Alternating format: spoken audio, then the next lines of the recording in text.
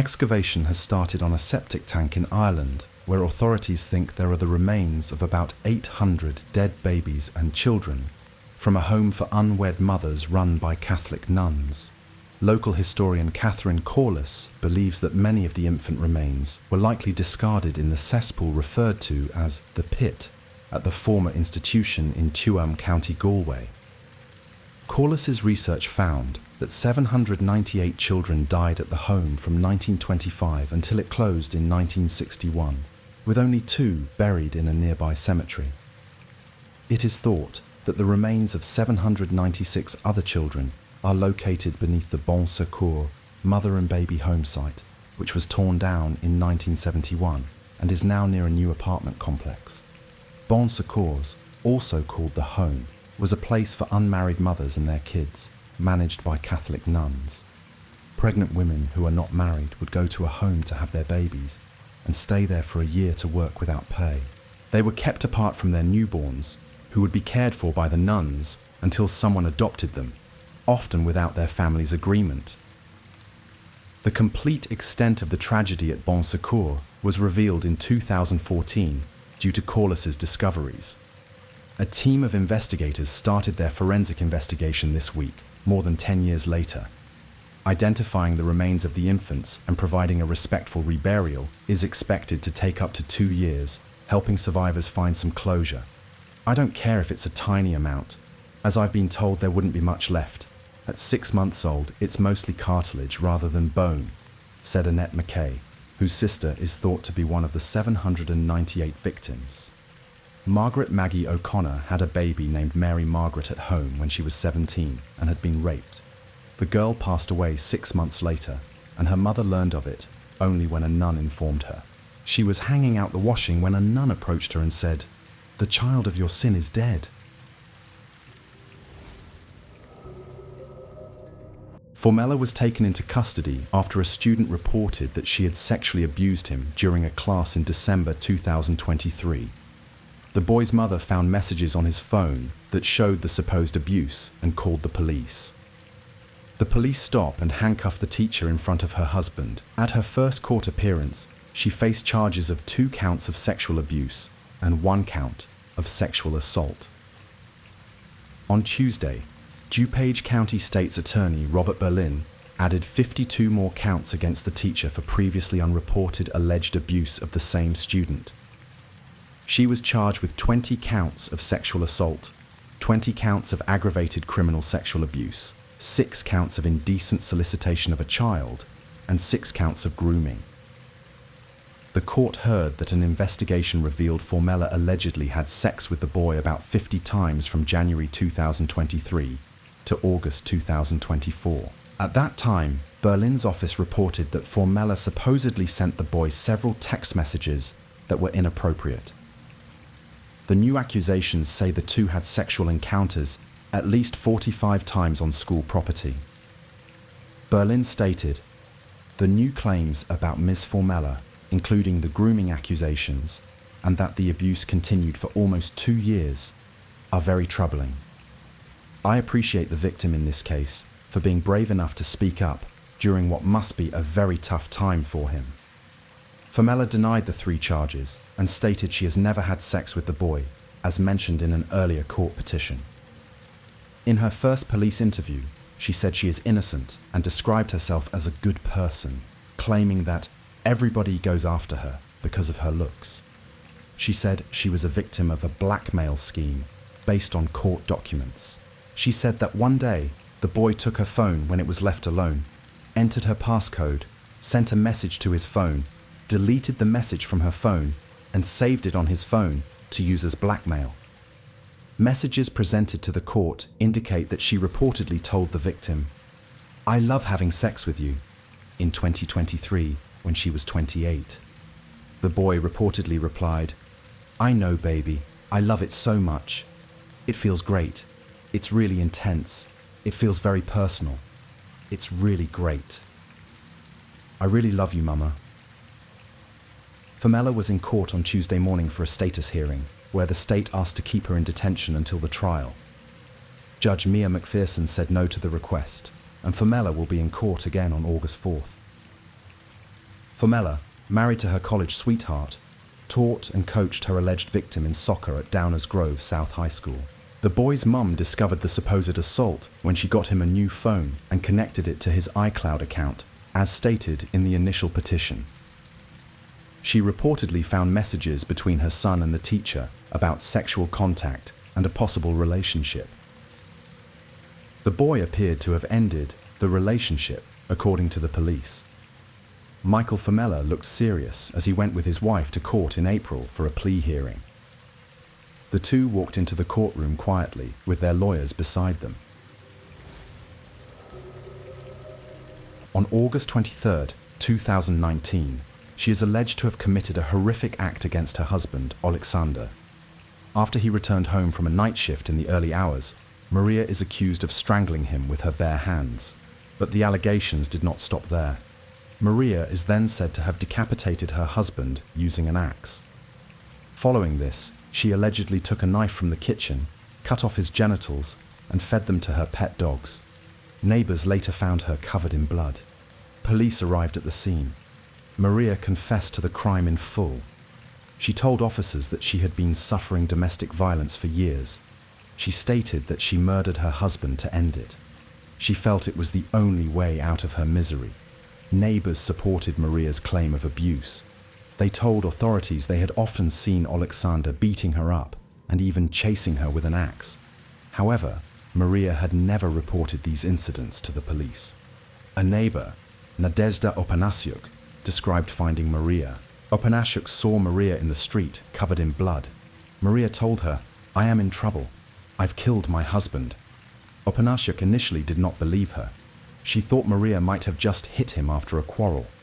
But when Opanasiuk went inside, she saw Alexander's mutilated body. The bedsheets were soaked with blood. Opanasiuk asked Maria where her husband's head was. Maria replied, "There, in the sack." Opanasiuk then alerted other neighbors, who called the police. Police spokesman Vadim Artyukovich confirmed Maria's full confession at the scene. Maria was charged with murder and taken into custody. This tragic event, fueled by years of alleged abuse, deeply affected those around Maria. Her own son, Viktor Fesyanov, expressed his pain. He told local media that he knows Maria is his mother, but he does not want to see her anymore. At the time of these reports in 2009, the Dardeen family murders represent one of the most profoundly disturbing and enduring mysteries in American true crime. On November 18, 1987, in the quiet town of Ina, Illinois, a welfare check revealed a scene of unimaginable horror. Inside a mobile home, authorities discovered the brutally beaten bodies of 30-year-old Ruby Elaine Dardeen, who was 7 months pregnant, and her 3-year-old son, Peter. Adding to the unspeakable tragedy, Ruby had gone into labor during the attack, and her newborn daughter was found murdered beside her, her tiny life extinguished with the same savage blunt force trauma. The initial horror deepened with the realization that Ruby's husband, 29-year-old Russell Keith Dardeen, was missing. The following day, his body was found less than a mile away in a desolate field. Russell had been shot multiple times, his life violently taken.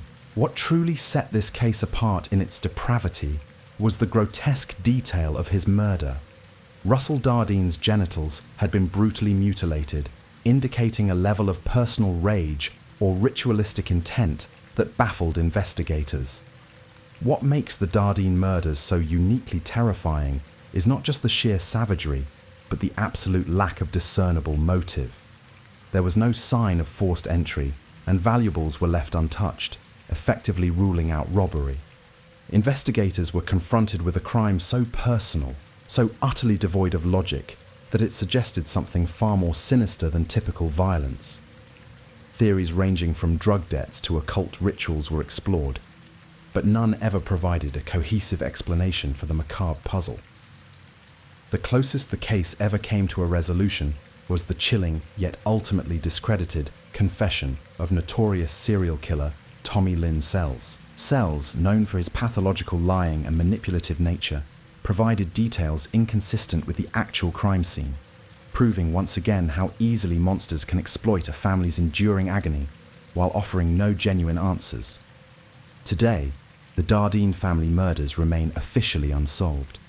The horrific loss of a pregnant mother, her 2 children, one an infant, and her husband, all brutally taken, leaves an open wound in the community and in the hearts of those who remember. It stands as a stark reminder of the unfathomable evil that can exist, and the profound, chilling silence that often follows when justice remains elusive. The question echoes through the decades: who could commit such an act, and why have they never been brought to justice? The answer, like the spectre of that horrific night in Ina, still lurks in the shadows. In 1971, in the seemingly tranquil town of Westfield, New Jersey, John List committed an act of unimaginable cruelty. Within the walls of his own home, he murdered his wife, his mother, and his 3 children. The very fabric of his family was systematically torn apart by his own hands. What followed was not chaos, but a chilling exhibition of calculated control. List, with an almost surgical precision, began to meticulously cover his tracks. He cancelled all deliveries to the house. He notified the children's schools that the family would be visiting a sick relative out of town. He even reached out to friends and family, constructing an elaborate lie to explain their long, fabricated absence. Every detail was a layer in a meticulously crafted deception. He didn't stop there. The very scenes of his heinous acts were cleaned with an unsettling thoroughness. In a macabre attempt to erase his own presence, he cut himself out of family photos, perhaps to prevent identification, or perhaps simply to remove his image from the life he had extinguished. And as a final, haunting touch, he left religious music playing on the house's intercom system, a disturbing soundtrack to the silence he left behind. John List managed to evade justice for almost 2 decades. His escape plan, while seemingly clever, was ultimately a testament to a mind that tried to plan things only as thoroughly as a Hollywood script. He parked his car at JFK Airport, a deliberate red herring designed to make authorities believe he had fled by plane. However, investigators checked flight manifests and confirmed he never boarded. For 18 years, he vanished, living a new life under a new identity. His lengthy evasion finally crumbled through an unexpected yet powerful medium, public awareness. In 1989, nearly 2 decades after the murders, a former neighbor was watching America's Most Wanted. On the program, an age-progressed clay bust was featured. This bust bore a striking resemblance to Robert Clark, John List's new identity. That single tip from someone who remembered his face led directly to his capture. In 1990, the long arm of the law finally reached him. John List was convicted and sentenced to 5 life sentences for the murders of his entire family.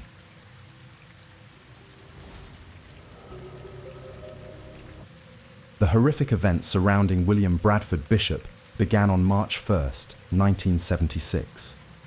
After learning he would not receive the promotion he had sought, Bishop, visibly agitated, left his office in Foggy Bottom.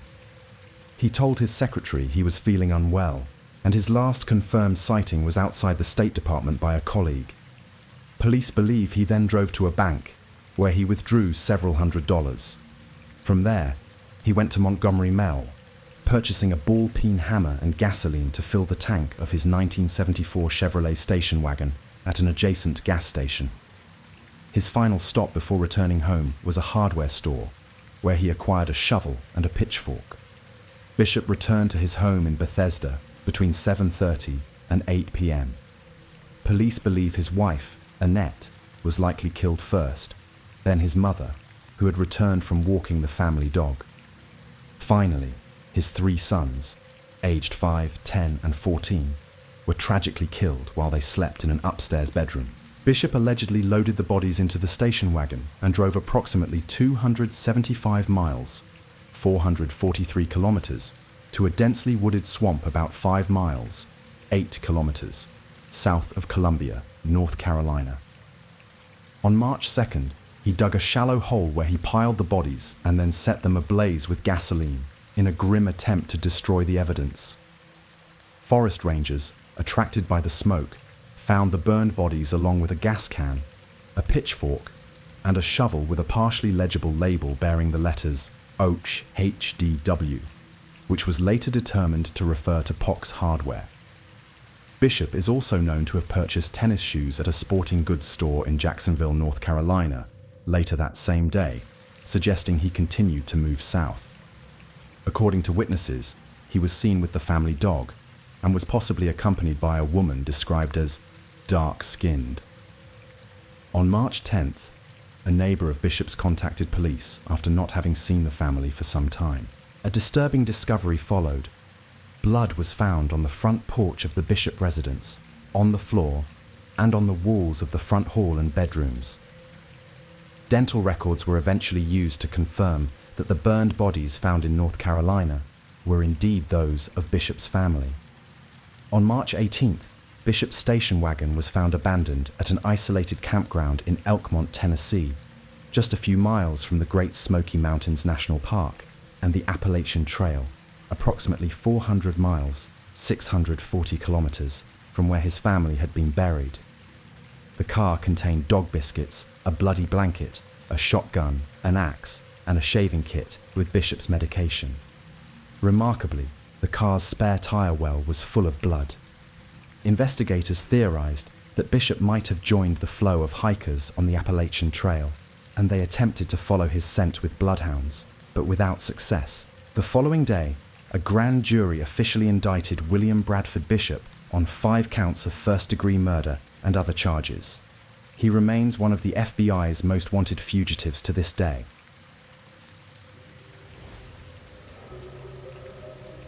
The tragic discovery of a young girl's body in the Main River marks one of Germany's most enduring and heartbreaking cold cases. On July 31st, 2001, around 2:50 p.m., passers-by found the wrapped and bound body of a 15 to 16-year-old girl. The initial examination revealed a horrific history of abuse. Her body bore numerous injuries indicating severe abuse over a period of years, none of which had ever been medically treated. Among other disturbing signs, her arms were malformed due to healed fractures. There were numerous longer scars on her legs, trunk, and forehead, and chilling burn scars from cigarettes. Further examination during the autopsy also revealed she had a cauliflower ear, caused by sustained injury. Compounding the mystery, it was believed the girl looked approximately 2 years younger than her actual age, as she was in a stage of puberty more typical of a 13-year-old girl. She was approximately 1.57 meters, 5 feet 2 inches, tall, and weighed only 38.5 kilograms, 85 pounds. Her hair was dark brown, about 30 centimeters long, and her teeth were in poor condition with no wisdom teeth present. While her face was still in a mostly recognizable condition, her eye color could not be ascertained, adding another layer to the enigma of her identity. Investigators determined that the victim's body had likely been in the water for 12 to 14 hours, and her murder had occurred approximately 3 days prior to its discovery. The cause of death was attributed to 2 fractured ribs that had tragically injured her lungs and spleen, consistent with severe blunt force trauma. In a chilling act, her body was tied up, weighed down with a parasol stand, and then thrown into the Main River, specifically near the Griesheim Barrage and the Wörthspitze. Initial investigations and clues, including a scarf-like object found on her, led to the assumption that the girl originated from the Pakistan-Afghanistan border area, but was living in the Frankfurt-Rhine-Main area, possibly as a domestic servant. However, extensive on-site investigation revealed no concrete clues about her identity or that of her killer. Compounding the difficulty, investigators could not exclude the possibility that the girl entered the country through diplomatic circles, where investigations are notoriously difficult due to political immunity. Without an identity, the girl was eventually buried in the Heiligenstock Cemetery, her funeral expenses financed by donations from the empathetic investigators themselves. This case continues to receive substantial attention even today, more than 2 decades later. She was notably included in Operation Identify Me's second phase in October 2024, a testament to the ongoing global efforts to bring her name and justice to light. In August of 1985, a seemingly ordinary summer trip took a horrific turn, etching itself into the history of unsolved American crimes. 20-year-old Kristen O'Connell, a vibrant college student from Minnesota, traveled to Ovid, New York, a small, unassuming town nestled within the picturesque Finger Lakes region. Her purpose was simple: to visit a young man she had recently met during spring break on Captiva Island. For Kristen, it was meant to be a brief, pleasant interlude. Indeed, the day after her arrival, she placed a call to her mother from a local payphone, informing her that she was cutting her trip very short and planned to leave for home the very next morning. Tragically, that same night, Kristen disappeared. The first signs of trouble emerged 13 hours later, when the young man Kristen had come to visit finally reported her missing to law enforcement. His account painted a perplexing picture. He alleged that at approximately 11:30 the previous night, Kristen had inexplicably left his trailer. She reportedly ventured out to take a walk down an unlit road in an unfamiliar town, shockingly, without her shoes or even a purse. This narrative immediately raised questions for investigators, hinting at an underlying strangeness to her final hours. The chilling truth would be discovered on August 16th, when a team of local firemen made a grim discovery. Less than a quarter of a mile from the trailer where she was staying, in a nearby cornfield, they found Kristen's rain-soaked naked body. The scene was one of brutal violence. Kristen had been stabbed multiple times, and her throat had been savagely slashed. Subsequent forensic testing confirmed that her body was free of alcohol at the time of her death, and the coroner would find no signs of sexual assault, further complicating the already baffling circumstances of her murder. From the outset, state police have consistently asserted that Kristen's murder was a random crime of opportunity, committed by a transient stranger passing through town. However, this official stance has been met with decades of persistent skepticism within the very community where Kristen was murdered. For over 3 decades, rumors have circulated relentlessly, suggesting that her death was anything but a random act. Within Ovid, there are some who claim to know precisely what happened to Kristen and, more unsettlingly, who is truly responsible for her murder. Yet, in the 36 years since Kristen's death, despite ongoing efforts and the enduring whispers, state police have not made a single arrest in connection with her cold case. The answers remain elusive, leaving a shadow of unresolved justice over the Finger Lakes.